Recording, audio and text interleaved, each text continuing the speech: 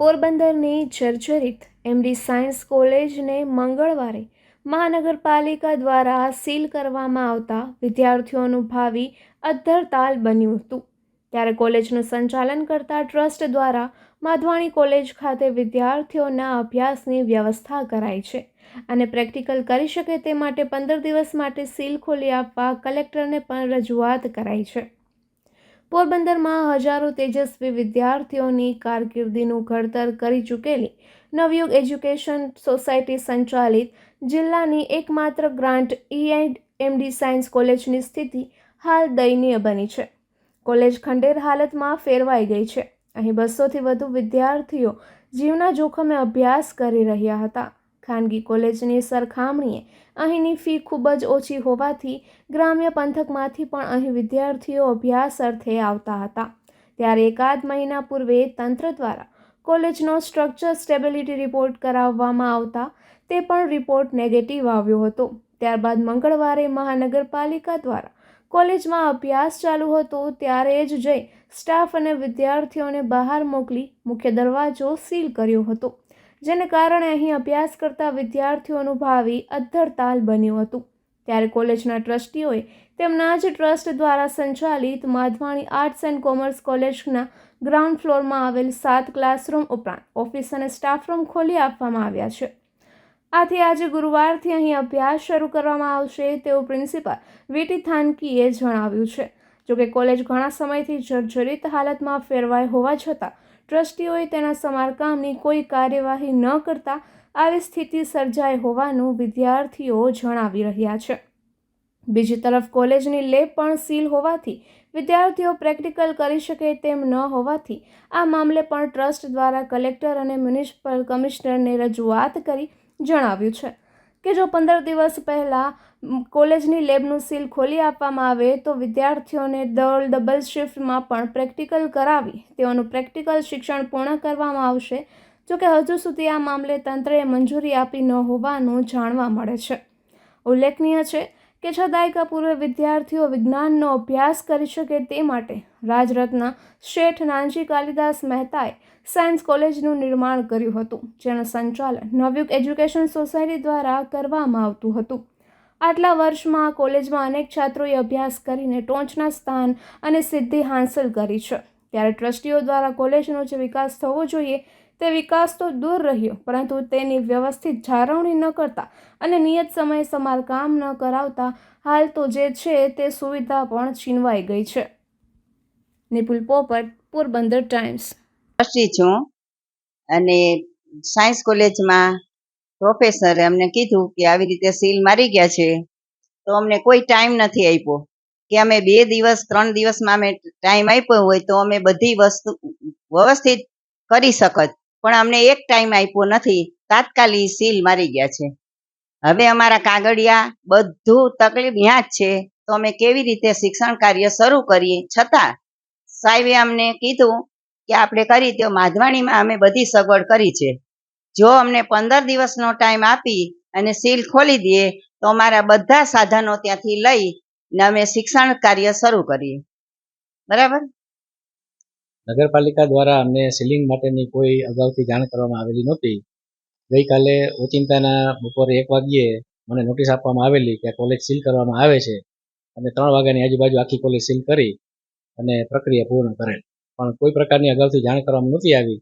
નહીં તો અમે અમારા બધા વ્યવસ્થિત કાગળિયા, કોલેજના વિદ્યાર્થીઓના સ્કોલરશીપ, આ બધા જરૂરી ડોક્યુમેન્ટ અમે બહાર લઈ અને વિદ્યાર્થીનું કામ અમે પૂર્ણ કરી શકત। અગાઉથી માહિતી આપવાની જરૂર હતી। કોલેજની અંદર ફસાયેલા છે। જેવી સીલિંગની પ્રક્રિયા પૂર્ણ કરવામાં આવી, મેં તરત જ ટ્રસ્ટના પ્રમુખશ્રી અને અમારા ટ્રસ્ટીશ્રીઓને ધ્યાન દોરેલું। એ લોકોએ તરત જ અમને સહકાર આપી અને વાત કરેલી કે આપણી કોલેજના ટ્રસ્ટની અંડરનું એક બીજું બિલ્ડિંગ આપણા પાસે છે, અને તરત જ એ લોકોએ કાગળ લખી અને અમને માધવાણી કોલેજની અંદર કોલેજની અત્યારે વ્યવસ્થા કરી દીધી છે અને ઓફિશિયલ પરમિશન પણ અમને મેળવી આપેલી છે। એટલે વિદ્યાર્થીઓને અમે ટાઈમ ટેબલ મૂકી આજે ને આજે, અને આવતીકાલથી અમારું શૈક્ષણિક વર્ગ બધું જ અમારું માધવાણી કોલેજમાં અમે સ્થળાંતરિત કરી અને આવતીકાલથી વિદ્યાર્થીઓનું ભણવાનું કાંઈ પણ ન બગડે એટલા માટે અમારું કાર્ય શરૂ કરી દઈએ છીએ। લેબોરેટરી માટે અત્યારે સૌ પહેલાં અમે ટ્રસ્ટ પાસેથી કાગળ લખાવી અને ઉચ્ચ શિક્ષણ કમિશનની કચેરી પાસેથી બિલ્ડિંગ સ્થળાંતરનો અમે આગ્રહ રાખીશું. અમને બિલ્ડિંગ સ્થળાંતરની પરમિશન મળી જશે એટલે કલેક્ટરશ્રી સાથે વાતચીત કરી અને લેબોરેટરી સ્થળાંતર કરવા માટેનો ખર્ચો થોડો વધારે થતો હોય તો અમને કોઈ ગ્રાન્ટની જોગવાઈ કરી આપે કે જેથી કરીને સંસ્થાને કોઈ આર્થિક બોજો ન પડે અને વિદ્યાર્થીઓનું પ્રેક્ટિકલનું કાર્ય સરળતાથી શરૂ થઈ શકે, તાત્કાલિક થઈ શકે. સેમેસ્ટર સિસ્ટમ હોય, વિદ્યાર્થીઓનું પ્રાયોગિક કાર્ય શરૂ કરવું અનિવાર્ય છે. મારું નામ ભરડવા હિમાંશુ છે. હું અહીં એમડી સાયન્સ કોલેજમાં બીએસસી કેમેસ્ટ્રીનું બીજું વર્ષ છે. હાલ પોરબંદર મહાનગરપાલિકાની નોટિસ દ્વારા કાલ અમારી કોલેજને સીલ કરવામાં આવ્યું છે, જેથી સંપૂર્ણ કોલેજનો અભ્યાસક્રમ હાવ ઠપ થઈ ગયો છે. જેના લીધે અમારું 3 વર્ષના કોલેજના વિદ્યાર્થીઓનો હાલ 217 જેટલા વિદ્યાર્થીઓનું ભણતર ખતરામાં છે. જેથી અમારી માંગણી એવી છે કે આ કોલેજને વૈકલ્પિક રસ્તો આપે ને આ વહેલી તકે આ કોલેજનું રિનોવેશન કરાવે, જેથી આ વહેલી તકે અમારું ભણતર શરૂ થાય. જે એમજી રોડ પર એમજી સાયન્સ કોલેજ આવેલી છે એ કોલેજના સ્ટ્રક્ચરલ રિપોર્ટ ફેલ થયેલા છે એવી જ્યારે અમને ખ્યાલ પડી ત્યારે અમે આ પ્રિમાઇસીસ ખાલી કરવા માટે અથવા તો સ્ટ્રક્ચરલ એન્જિનિયરનો અહેવાલ કરી અને રિપેર થઈ શકે કેમ છે એ બાબતે અહેવાલ માગવામાં આવેલો હતો. અને જે સંસ્થાને મુદત આપવામાં આવેલી હતી, મુદત દરમિયાન જે તે સંસ્થા આ જે બિલ્ડિંગ છે એને સ્ટ્રક્ચરલી સેફ કરી શકાય કે કેમ એ બાબતે અથવા તો સ્ટ્રક્ચરલી સેફ છે કે કેમ એ બાબતે કોઈ અમને અહેવાલ કરી શકેલ નહીં. એ અનુસંધાને અમે આ બિલ્ડિંગ સીલ કરવાની કાર્યવાહી કરેલી છે. સામાન્ય રીતે જર્જરિત બિલ્ડિંગ હોય તો જે તે સંસ્થાની જવાબદારી આવે છે કે એમણે એને ખાલી કરવાનું હોય. મેં કહ્યું પ્રમાણે લગભગ 1 મહિનાથી આ પ્રોસેસ ચાલે છે અને 1 મહિના દરમિયાન એમને જે વૈકલ્પિક વ્યવસ્થા કરવાની હોય તેમને પૂરતો સમય મળેલો છે. આ બિલ્ડિંગ જ્યારે સીલ કરવામાં આવી એના લગભગ 2-3 કલાક પહેલાં પણ સંસ્થાને જાણકારી આપવામાં આવેલી હતી કે બિલ્ડિંગ સીલ કરવામાં આવનાર છે, તો તેઓ એનો વૈકલ્પિક વ્યવસ્થા વિચારી શક્યા હોત પણ એ કરેલ નથી. અને આ જ્યારે વિદ્યાર્થીઓ અને લોકોના જાનમાલની સલામતીનો પ્રશ્ન હોય ત્યારે અમારી પણ ફરજ છે કે જે વિદ્યાર્થીઓ છે એને જાનમાલને નુકસાન ન પહોંચે.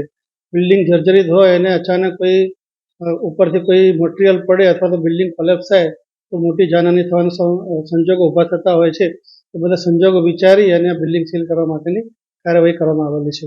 આમાં જે કાર્યવાહી કરેલી છે એ વિદ્યાર્થીઓના હિતમાં, એ સંસ્થાના જે પ્રતિનિધિઓ છે એના હિતમાં કરવામાં આવેલી છે. એ મારે જાણવું પડે કારણ કે સંસ્થાને એમને જ્યારે આપણે કોઈ તક આપતા હોઈએ કે તમે આ વસ્તુ રજૂ કરો ત્યારે એને નોટિસનો પ્રકાર જ માની શકાય. અને ટૂંકમાં સંસ્થાને 1 મહિના જેટલા લાંબા ગાળાની તક મળેલી છે.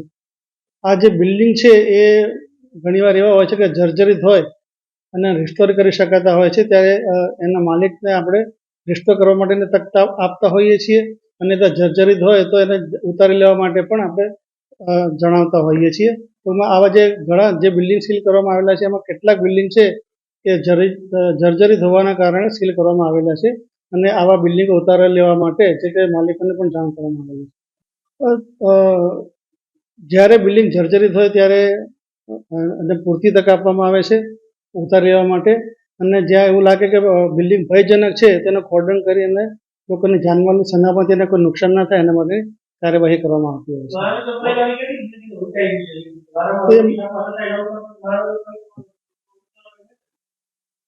મહાનગરપાલિકાના જે સ્વભંડોળનો પ્રશ્ન આવતો હોય ત્યારે એ બિલ્ડિંગની ખરેખર પરિસ્થિતિ કેવી છે એનો અભ્યાસ કરી અમારા સ્ટ્રક્ચરલ એન્જિનિયર હોય તો એની પાસે રિપોર્ટ કરાવડાવી અને આ બિલ્ડિંગ ઉતારવું કે કેમ એનો નિર્ણય લેવાનો આવતો હોય છે. નોટિસમાં એના માટે પૂરતો સમય, જે તે સમય એ નોટિસ જોઈને આપણે જવાનું છે.